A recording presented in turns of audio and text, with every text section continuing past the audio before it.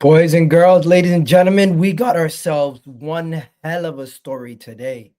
I've heard David Ornstein's got some major updates for Arsenal. Joshua Kimmich to Arsenal on a free transfer. And Arsenal could potentially sell two of their starting players from this season in Leandro Trossard and Gabriel Martinelli. Let me know what you guys think in the comment section. Let's get the show started. And you already know what it is. All you got to do is hit that like button, hit that subscribe button, and let's get going. Bang.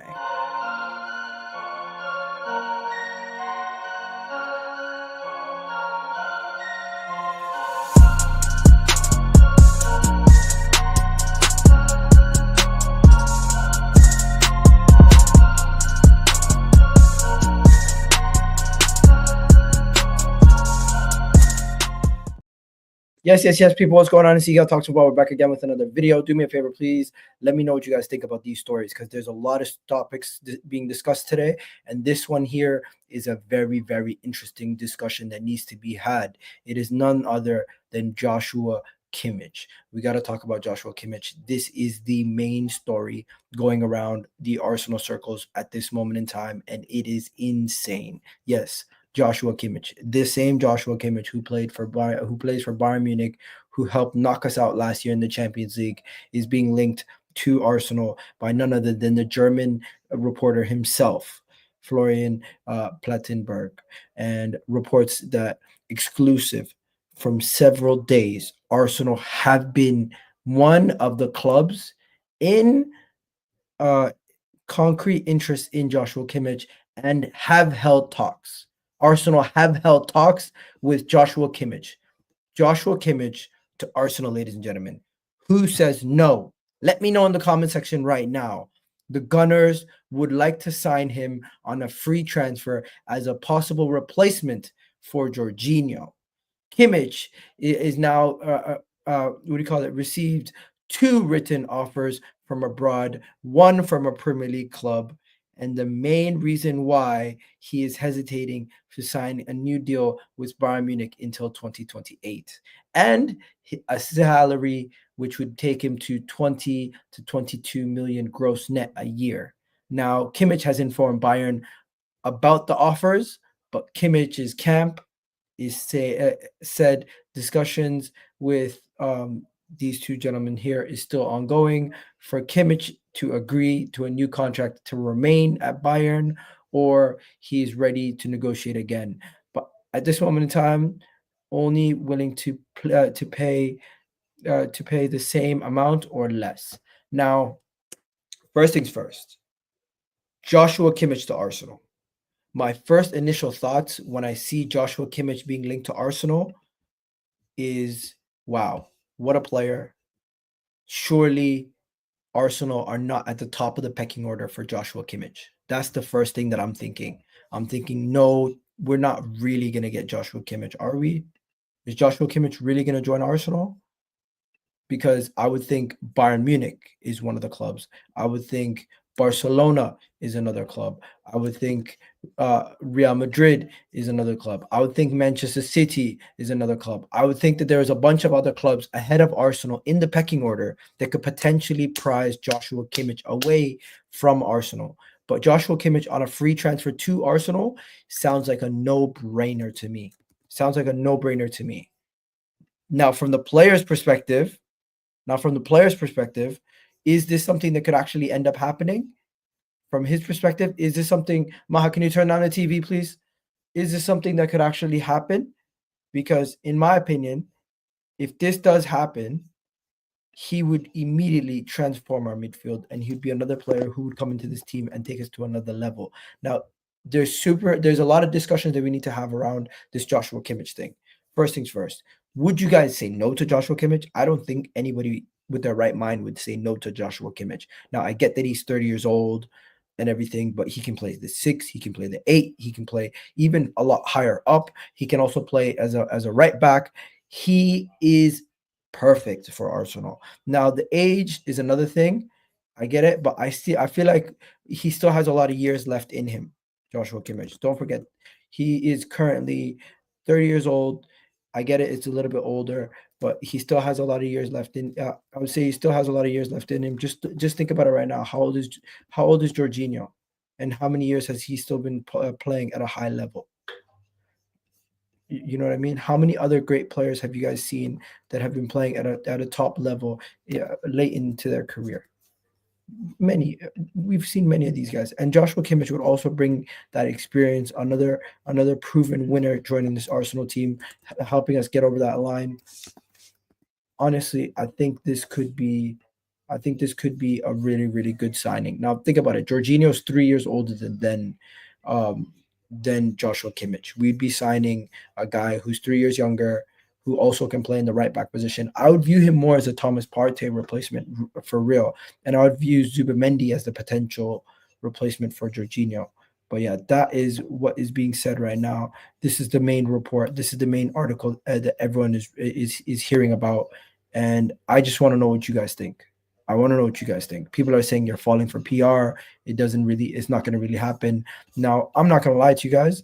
My first initial thoughts when I see this is that he is a great Thomas Partey replacement, but I just think that there's other players, other teams that would be ahead of us in the pecking order. He has the relationship with Hansi Flick. Hansi Flick previously managed Bayern Munich. They won the Champions League with Bayern Munich. He's the Barcelona manager. Barcelona don't have too much money to spend. It makes sense for him to go to Barcelona. I'm not an idiot, right? Also, Manchester City, they're going to be doing an overhaul. They want to bring in a lot of quality players. If they're going to get rid of Gundogan, Kimmich would be a perfect upgrade on Gundogan at this moment in time. Real Madrid, they have a bunch of players always leaving, coming in. Could be a free transfer for Joshua Kimmich. Those are three clubs that I believe are higher than Arsenal in the pecking order.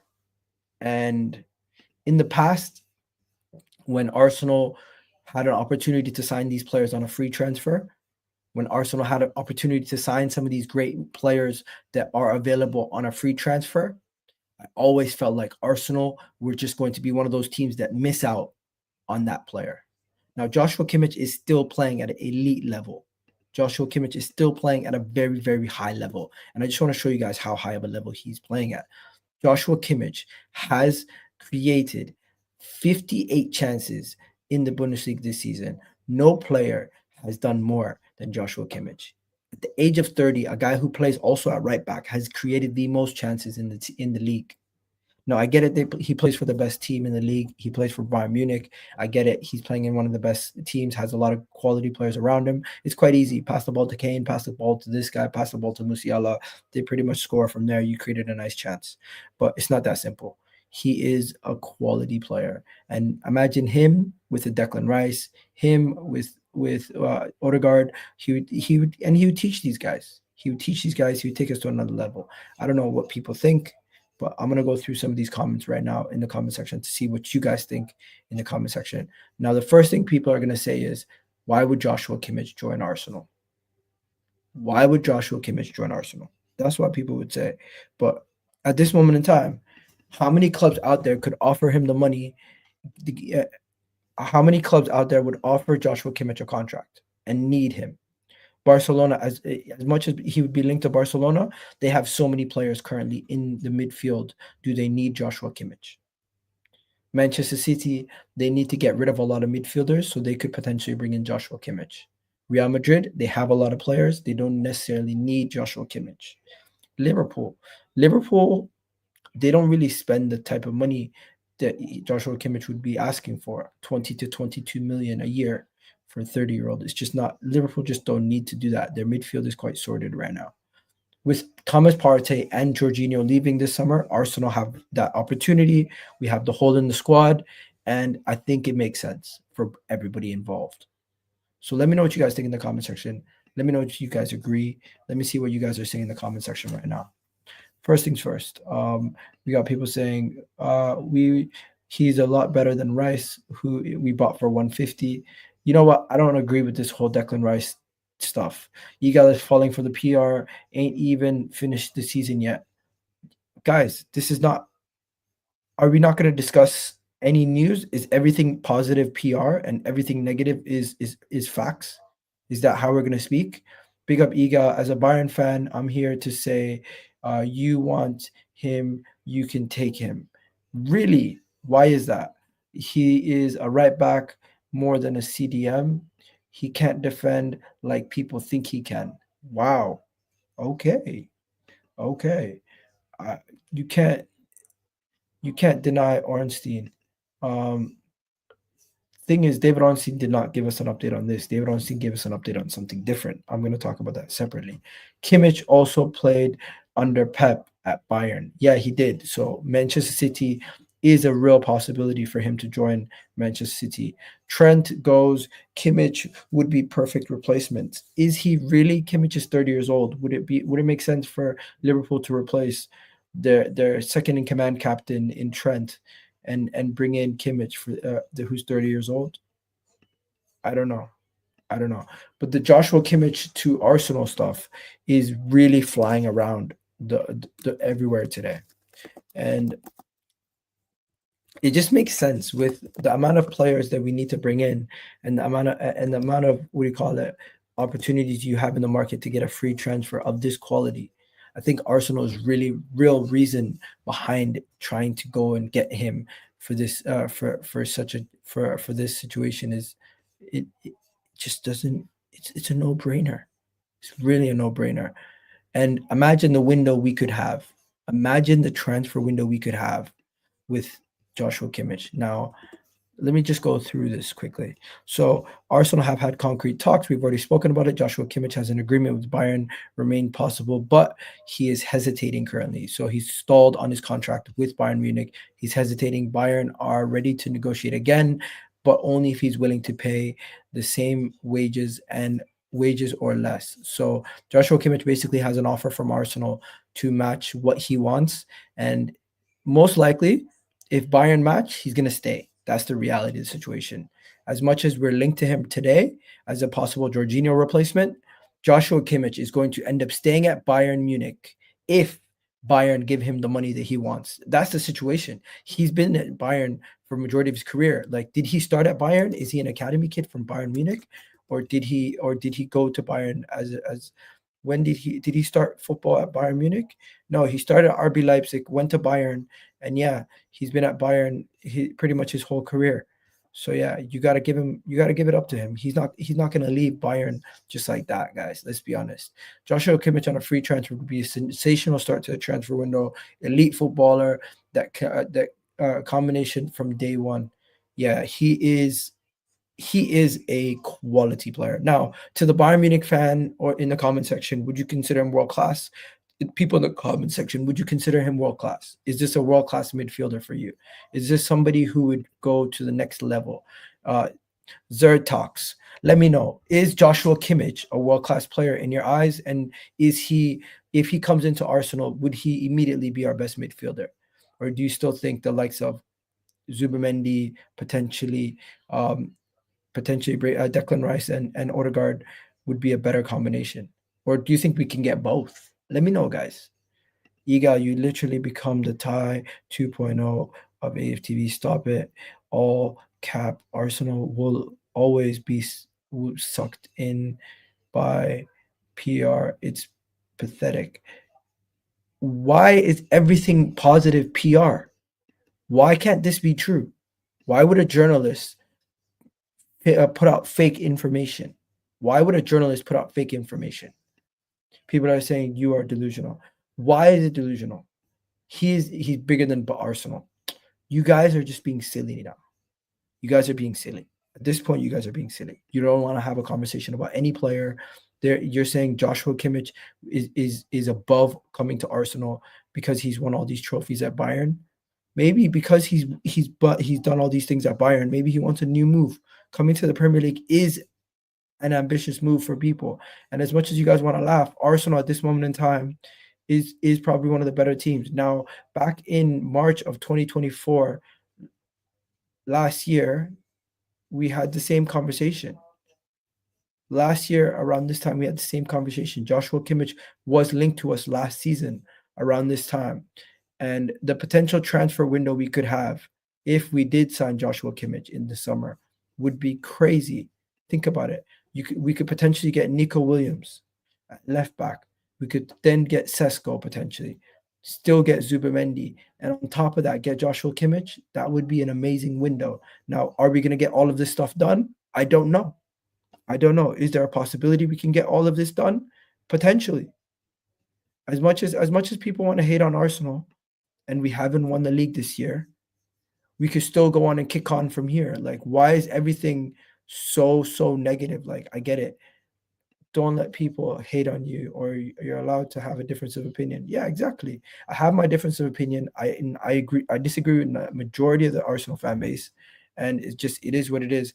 I can't lie, Igal. Sesko is not the one for me. Gyökeres will be the one. We don't want Gyökeres over Sesko. It's just that it seems like Sesko's the guy. I think the okay, we got to talk about Sesko. 15 minutes in, we're going to talk about Sesko. 16 minutes in, you guys have to accept it. Accept it. Just accept the reality.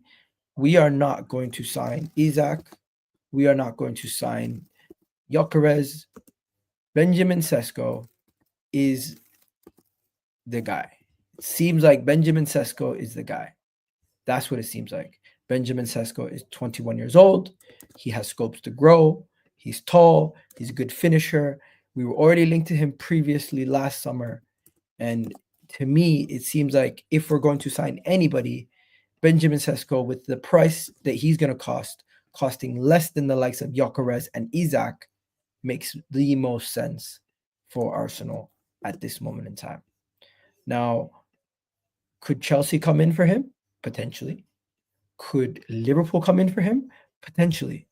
But Benjamin Sesko, he's not a good finisher. What are you talking about? Benjamin Sesko has one of the best finishing rates. Let me show you his conversion rate. 1 second. People trying to tell me what I know. Look at this. 10 goals on 6.52 XG. Look at this. You're telling me this is not a good conversion rate. 10 goals on 6.52 XG. 10 goals on that XG. He's had 41 shots. This is the entire season in the Bundesliga. This is what he's done. In how many games? So he has 10 goals in 21 games. It's not a bad return. It's not a bad return. And don't forget, this is Benjamin Sesko. How many starts? 21 starts out of 22 games, 10 goals, 4 assists. He's only 21 years old. He's already bagging in double-digit goals back-to-back seasons in the Bundesliga. Like that. It is, and his conversion rate is quite good. That's every 4 shots, he's scoring a goal. Every 4 shots, he's scoring a goal. He's outperforming his XG on top of that. That is amazing. That is amazing. Opted what? Go for Opted not to what? So you think Sesko is worse than Havertz? What? I watch Egal and he's not our level. Wow. So you think Sesko's bad? What makes you guys say this? I need to go watch more Sesko. I've watched like 7 or 8 games of him this season, and he scored in like 3 of them. I think I watched 7 games, and he scored in 3 of those 7 games, and he scored a brace in one of them too. Yeah, Sesko's good, and he's physical. He has a lot of room to grow. I prefer Havertz over Sesko, and I watch Sesko. Damn, Sesko is not a number 1 striker. You guys are all questioning Sesko, so it makes me think, like, what are you guys seeing that I'm not seeing? I'm telling you, Gyökeres is the one, and will win Arsenal the league. I don't believe one single player will win us the league. It needs to be a collective situation. We need to bring somebody in. Okay, let's talk about Isak, guys. We are not signing Isak. We are not signing Alexander Isak. Just get it through your heads. Isak will be linked to Arsenal at the start of the window. Isak will be linked to Arsenal at the end of the window. Isak will be linked to Arsenal next year, the year after. It doesn't matter. We are not signing him. We're not paying 150 million for Isak. I just do not believe Arsenal will drop 100 and something plus million for Isak. It is never going to happen. Never going to happen. I'm sorry to everybody who believes that we could actually do that. We're not going to do it. We're not going to do it. There's just Newcastle have priced us out of a move for Alexander Isak. We have to forget about Alexander Isak. Please, just forget about him. It's not going to happen. He's not going to join Arsenal because Newcastle are not going to budge on their valuation. And that's just the hard truth of the situation. So going back to Joshua Kimmich quickly. So how do you feel about if Arsenal was to sign Joshua Kimmich? And do you believe if we did sign Joshua Kimmich that we would also get Zubimendi? If Arsenal signed Joshua Kimmich, do you believe we will also still get Zubimendi? Can we get both?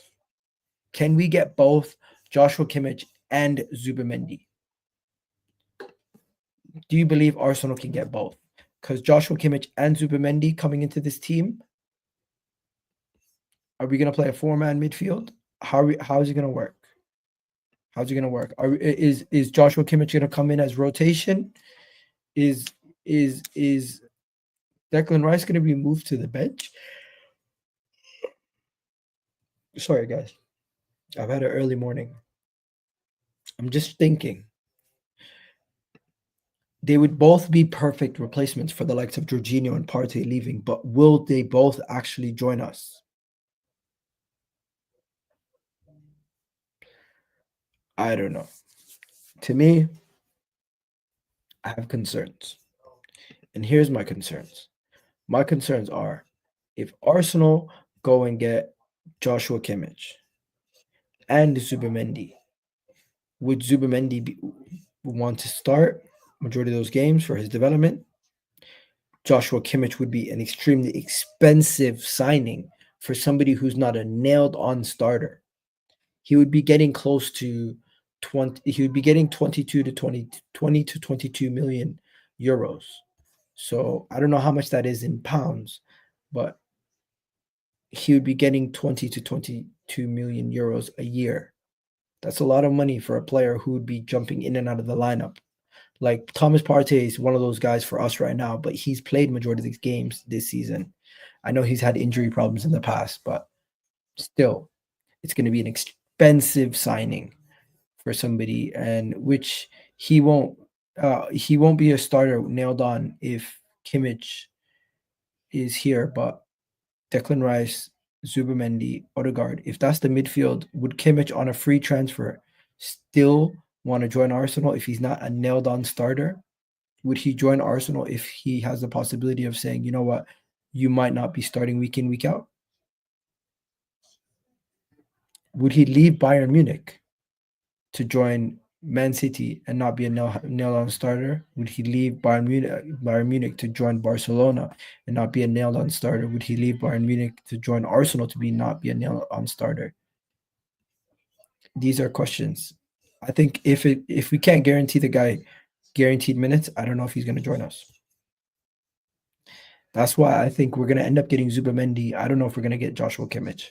I think this whole Joshua Kimmich thing, I'm not saying it's PR. I believe that it's actual truth to the links, but I don't think it's going to happen. I think we end up getting Zubimendi and we don't get Joshua Kimmich. But yeah, why Kimmich join Arsenal? If it doesn't make any sense, he can join Liverpool or City. Liverpool don't pay as much wages as Arsenal and City. That's the truth. That's the truth. Liverpool do not pay as much as City and Arsenal when it comes to wages. I don't believe. That's just me. But hey, big up to Thomas. Hope you're doing well. I'm doing well. Hope you're doing well. But yeah, actually, I'm not doing perfect. I'm a little bit sick, under the weather a little bit. But hey, hopefully we can get better soon. You know what I mean? Next, let's talk about what David Ornstein was speaking about. Let's get on to the David Ornstein thing. let's get on to it. So I seen yesterday David Ornstein reported that Arsenal's new sporting director is the sporting director race is down to four people. Yeah. So yesterday, David Ornstein reported this. So let's talk about it. So David Ornstein discussed Arsenal have several replacements for Edu. These are the potential replacements for Edu. These are the four potential replacements. The sporting director, uh, in the next 4 months, we're going to get the sporting director for Edu. So we're going to have to wait and see who that is. But these are the potential guys who could be the ones. So the first one is Dan Ashworth. Dan Ashworth is one of those guys who we could be looking at as the potential next sporting director. He has brought in some quality players to the likes of Brighton, and he made Brighton so much money in the past from these signings. So Arsenal looking to appoint a new sporting director in March of 2024. The first one is none other than Dan Ashworth. This is the report, a big report that David Onstein said. So yeah, I think Dan Ashworth. I personally don't know what all the ins and out were between him and Man United, but I don't know if Arsenal will get him in because of how he left with Manchester United. There might be some issues with him. We got to find out what's going on. The club's going to do their due diligence. And just to look at some of the signings that he's made, Isak, Caicedo, Matoma, Evan Ferguson, some good signings. But some of the other guys have made better. Next, Andre Berta. Andre Berta also signed Thomas Partey to Atletico Madrid. This is a guy who made some quality signings in his time at Atletico Madrid. Atletico Madrid being one of the Spanish teams, one of the Spanish giants, and competing against Real Madrid and competing against the likes of others. Andre might be one of the better potential transfer target, one of the better directors that we can get. This is the guy that I would look at. The likes of Griezmann from Real Sociedad for 23 million back in the day. Rodri for 21 million. What a baller he is. Oblak, one of the best goalkeepers in Europe for damn near a decade before now. Jota even for 4 million at the time. The same Jota who's currently at Liverpool. I think this guy is a legit one of the best sporting directors out there, keeping Atletico Madrid afloat, doing what he's done with Atletico Madrid, and he will probably be leaving very, very soon. Um, so he's already left Atletico Madrid in January, so he will be available for the market. The next is Roberto Olba.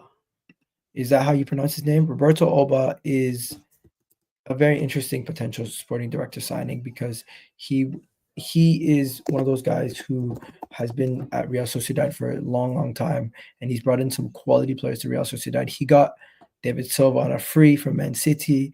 He got Odegaard. He got Isaac. He got Mikel Moreno. Now, forget about David Silva for a second. Even going further back in his career, he brought in some quality players. Now, I think after the Atletico Madrid guy, I think Roberto would be the second best at this moment in time. He's a quality guy. He brought in a lot of quality players, and we'll see. Now, I don't know why they put a free loan and a transfer in there. The more impressive one is the Isaacs. The more impressive one is some of the other pieces that he's brought through. But fair play, pick up Roberto. The final one is Thiago from Monaco. Now, Thiago from Monaco is being linked to Arsenal, and he has a better resume than this. I don't know why they showed Balogun and Beerith. Like, what the hell? And Disasi, Fafana. Like, why are they showing sales and these two signings? Like, this makes him look way worse than he actually is. Thiago's actually done really well. Thiago's done actually really well for Monaco. He was an integral piece of Monaco. Obviously, he wasn't there when the Kylian Mbappe's and them were there, if I'm not mistaken. But he still has had a really big impact uh, at Monaco. But the one out of the three that I think is the best potential guy to bring in is really this guy here. just some of the names that he brought in, some of the quality that he brought in, he's just been absolutely out of this world. You got to give it up to him. I think he would be the best signing out of the three if we could get him. But yeah, I don't know why they're showing Disasi. I'll take the Atletico Madrid guy. I think he has one of the best resumes for transfer windows also in his time as sporting director. So that would be my guy. But if I was to say in order, it would have to be the Atletico Madrid sporting director, then the Real Sociedad former sporting director. Then I would look at Dan Ashworth, and last I would look at Jason Eto. Forget about Jason Eto and Thiago. Actually, I would put Thiago from Monaco ahead of. I'll put him ahead of Jason Eto. But yeah. Next, ladies and gentlemen, Arsenal this season have no forwards who have scored more than 10 goals. Arsenal this season have no forwards who scored more than 10 goals. So Arsenal are saying, you know what, we need to get rid of some of these guys to help fund our summer transfer moves. Yeah. Arsenal need to sell some players to fund transfers. Who would you sacrifice at Arsenal in order to bring in some signings? So who would you guys sell in order to bring in some signings? Because reportedly, Arsenal could be selling. Yeah, Arsenal could be selling Gabriel Martinelli and Leandro Trossard. Yes, Gabriel Martinelli and Leandro Trossard could be for sale in the summer for a reasonable price. Now, if Saudi Arabia comes back in for Martinelli for a reasonable price, we will sell him. If the Pro League come in for Trossard, they would sell him. If any major clubs come in for those two, they would sell him. So Arsenal might have to sell Leandro Trossard or Gabriel Martinelli to fund a summer rebuild. Now, we don't need a rebuild. We need a revamp. We're keeping majority of the starters. We're just getting 2 attackers, 1 midfielder to start. Yeah. So the back line, the goalkeeper is going to be solid. The midfield, we just need 1 midfielder or 2 if Partey leaves, and then 2 attackers. So 4, maybe 5 max. So we're going to need a backup keeper. We're going to need a striker, a left winger, a central midfielder, and a backup central midfielder. So max 4 or 5. No, 5, 6 players max. But to sell Leandro Trossard and Gabriel Martinelli, I think is crazy. I would not sell both of them. I would keep both or get rid of only one. Because if you get in a left winger and a striker, you already have Saka, you already have Havertz. That's 4. You already have Ethan. That's 5. Now, if you're saying 5 attackers going into next season is good, we're going to be in the same situation once again. Raheem Sterling is leaving. Gabriel Jesus is injured until January. It does not make sense for Arsenal Football Club to sell both Gabriel Martinelli and Leandro Trossard. It does not make sense. It simply does not make any sense to sell both of them. Why would we do that? Why do we not believe in squad depth? Why do we not believe in squad depth? Arsenal, let me know, guys. Would you guys sell Leandro Trossard? Would you sell Gabriel Martinelli? Or would you keep both or sell both? Let me know. Ramadan Kareem, my brother. Hope you're doing well. Ramadan is tomorrow, guys. It starts tomorrow. Tarawih is tonight. Hope everyone has himself a wonderful Ramadan. Ramadan Kareem, guys. Or should I say Ramadan Mubarak? And hope you guys have a good one. Of course, may Allah accept all of our prayers. Now, Leandro Trossard would sell and Jesus. You cannot sell somebody who's injured. You can't sell somebody who's injured. And you tend to not let them run down their contract when they're injured.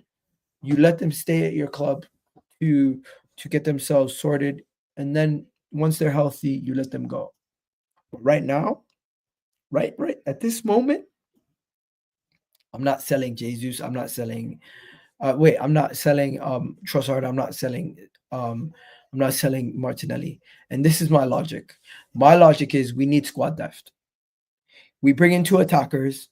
We sell 2 attackers. We're in the same position, maybe even worse. we're in the same position or maybe even worse.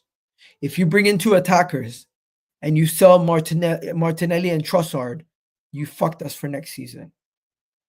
We cannot go and sign Sesko and Nico Williams and then sell Trossard and Martinelli and think our attack is better. Our attack is the worse or the same. Just because we got 2 new players, our attack is either the same or it's worse, in my opinion, because we're now getting rid of attackers who have actually performed previously for us for 2 unknowns. They are upgrades, but our attack is not better. It's the same or it could potentially get worse because we don't know anything about those 2 attackers coming in if they're going to hit the ground running right away. We need some of the old guard in the team to help us transition some of the new blood in. You can't go and sell 3 attacking players, bring in 3 new attacking players, and think everything is going to be perfect. It doesn't work that way. There's going to be growing pains. And if we want to compete for the league next season, you cannot expect to sign a striker, sign a left winger, get rid of Martinelli and Trossard, and what do you call it? Sterling is leaving, and Partey's leaving, and friggin' Jorginho's leaving. All you guys are leaving, and you think we're going to get better if we don't sign the same quality amount. No, that is bullshit. We need to go out there. We need to keep Martinelli. We need to keep Leandro Trossard. We need to go get Nico Williams, go get Sesko, bring them all in and have the options of Havertz, Sesko, Nico Williams, Martinelli, Trossard, Ethan. That is the kind of squad depth I need. That is amazing squad depth. Now, only 3 can play at a time, but with that kind of squad depth, you now have enough to compete on all competitions potentially. You can throw in a lineup of Martinelli, Trossard, and Ethan in the cups. You can throw out a lineup with Bukayo Saka, Havertz, and Nico Williams. You can throw out a lineup with Sesko, Trossard, and Martinelli. That is what you need for squad depth to compete in all fronts. Man City just went and signed Marmoush to add more quality to their attack after losing Julian Alvarez. They had Julian Alvarez before. Before that, they had the likes of Raheem Sterling, Mahrez, all these guys all over the squad. Why don't we, for once, hold on to our players, sign new players, and then those players that we signed, they push the quality up because now we have a bench. Now we have a quality bench. Now we have bench players who actually used to start for us, who know what it's about and can get into this team and do something. Forget about selling Martinelli and Trossard. Why sell Martinelli and Trossard when you can use them as squad players? These guys are dumbasses if they try to think they're going to get better. They're idiots if they think we're going to become better as a club. If every single time we sign better players, we sell some better players. What the fuck? Why? I don't want Arsenal to sell Trossard. I don't want Arsenal to sell Martinelli. If you're going to sell one, fine. Sell one of them. But if you sell both, you put us backwards in the attack. You put us backwards. Really and truly. If Arsenal only sign 2 attacking players and they sell 2 attacking players plus losing Raheem Sterling and Jesus to injury and friggin', so you're basically losing 4 attackers and you're bringing in 2. Did you not see the injury crisis we were in this season? No chance in hell you think we're going to get better if you go and lessen the numbers of quality we have. We need to have minimum 6 quality attackers. Saka, Havertz, Ethan, that's 3. Martinelli stays. You go sign Nico Williams. You go sign Trossard. You go sign Sesko. That is 6. That could work if you want to sell Trossard. Because we already know Jesus is gone. Don't count him as a number. We already know that we're not keeping Raheem Sterling. Forget about that guy. He is the worst signing in Arsenal Football Club's history in attack.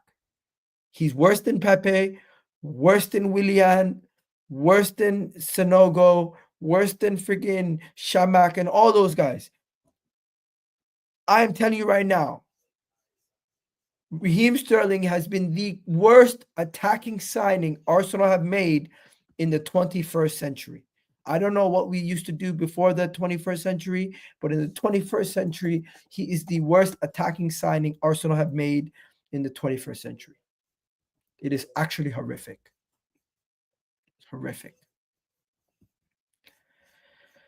Now, with that being said, I've said a lot there. What else needs to be spoken about? We spoke about Kimmich. We spoke about Martinelli and thing. Let's speak about this. Kieran Tierney. Keep Kieran Tierney. Kieran Tierney, people are saying we should keep him. I want to know what the chat thinks. Personally, I think Arteta does not have him in the plans, and he will be leaving at the end of the year. Kieran Tierney is still a quality player. We utilize him until the end of the year, and he goes. But the reality of the situation is a lot of people want to keep him. A lot of people think he's still good enough. A lot of people think he's better than what we currently have to our disposal.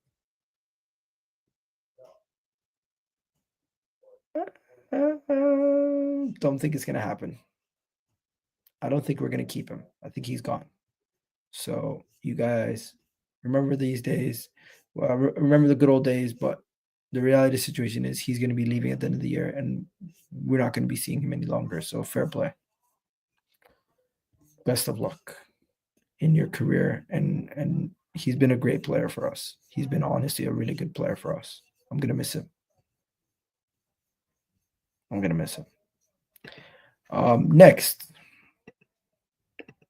Next, what's next? Okay, let's go to my tweets, because I've had a lot of tweets today. And I've been really pissed off today. So first things first, where do I begin? Let's begin here. His numbers are fantastic. His consistency is unbelievable. But at this moment in time, it doesn't make you. It is unfortunately what holds him back. With Mo. Troy, you my guy. I ain't coming for you, but I've got to speak on it because I don't think you're the only one that thinks like this. Okay, and Troy, you've been a baller, played at the top level.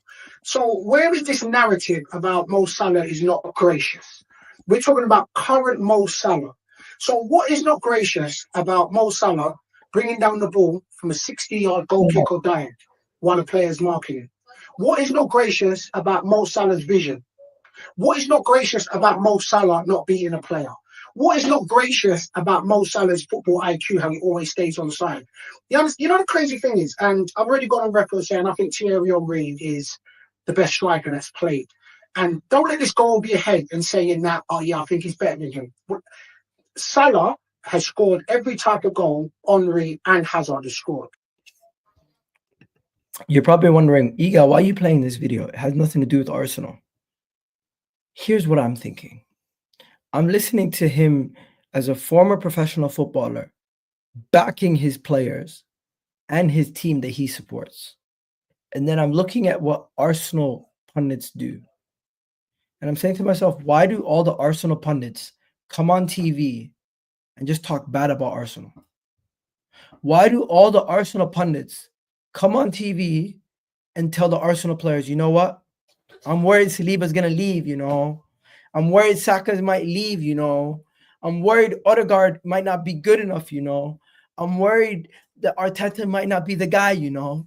Every day, it's just all these pundits who support Arsenal or represent Arsenal come on television or have their podcasts or have their TikToks, and they just speak about negativity 24/7.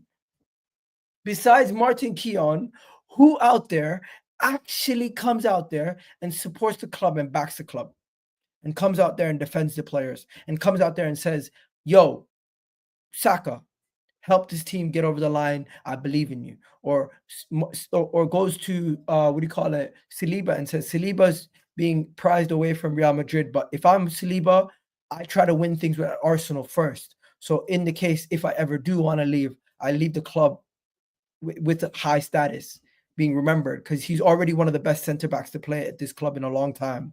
He could be remembered for generations if he goes and lifts a league title. I say the same thing about Gabriel. I say the same thing about our midfield. I say the same thing about our attack. I say the same thing about our defense. Why don't people go out there? Why don't pundits go out there and say, you know what? I'm an Arsenal legend. I've won league titles. That's what they should say. And I know what it takes. And these guys have what it takes. Why don't they go and do that? Why don't they go and tell these guys to go and deliver? Instead of telling them, you know what? You should leave. You should go to Real Madrid. I've seen Ian Wright. Ian Wright has lately become like this negative Nelly. This absolute negative Nelly. First, he's telling Bukayo Saka to be a left back. Now he's talking about Saliba leaving to Real Madrid. Stop talking about bullshit and tell these players what it takes to deliver and tell them you got them. Speak to them about honest truths. Yeah, it is a possibility Saliba could go to Real Madrid, but we should be encouraging him to win with us, not to go and jump ship and win somewhere else. It's pathetic. And the fans who lap this up and say, you know what, you're never going to win anything here, please leave and go win somewhere else. You're fucking pathetic also. Honestly, it makes me sick to my stomach. It makes me sick to my stomach. It makes me sick to my stomach. It makes me sick to my stomach. Every time. It makes me sick to my stomach, man.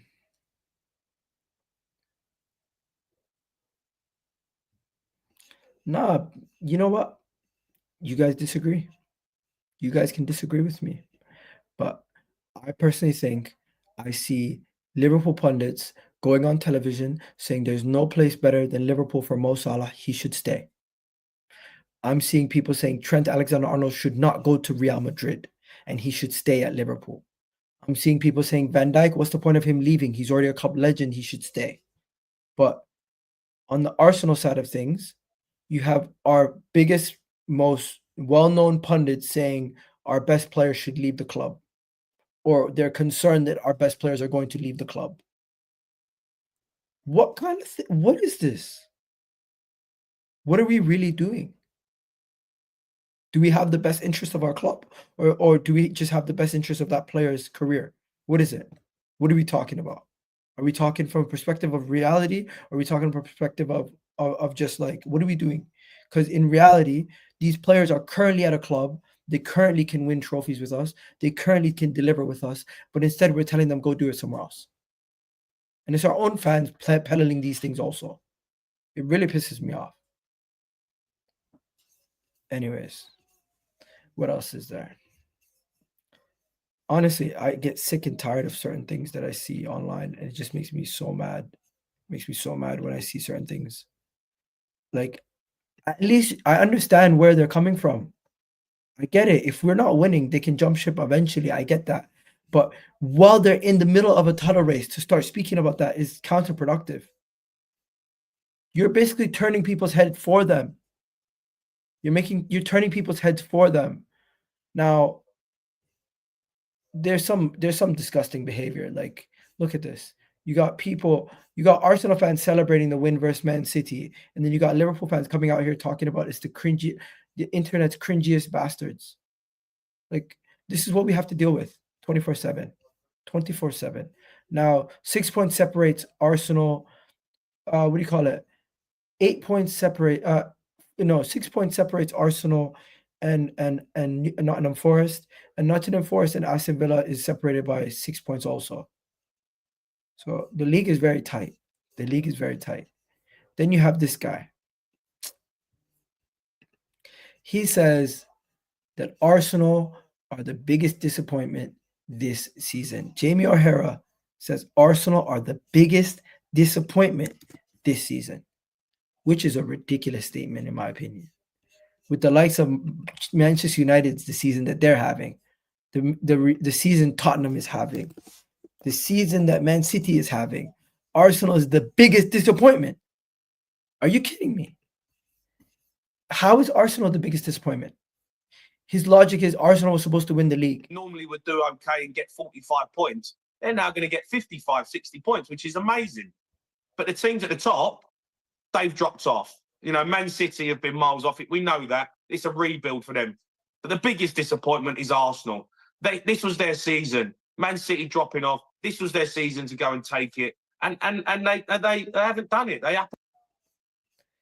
I know we haven't won the league, but to say it's the biggest disappointment this season, come on.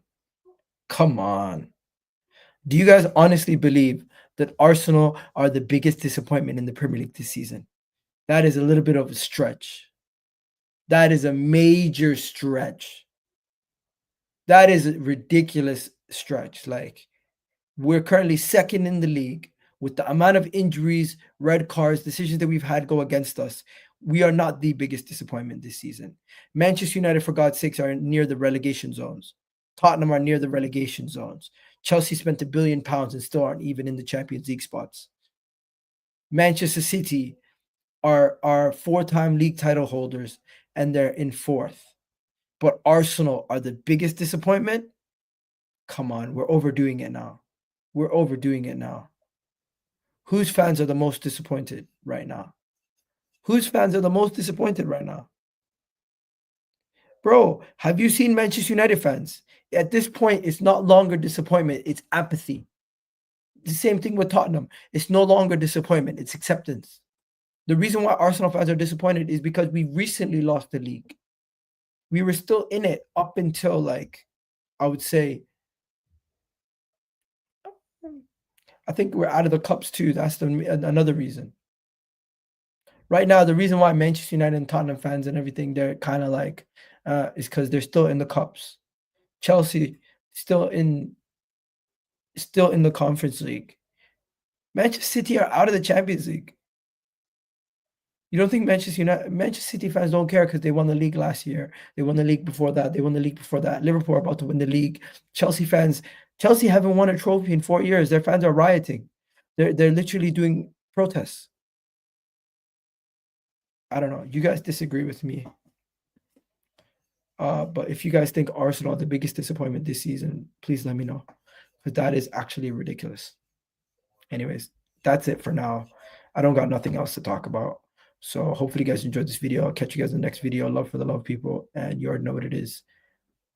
Peace.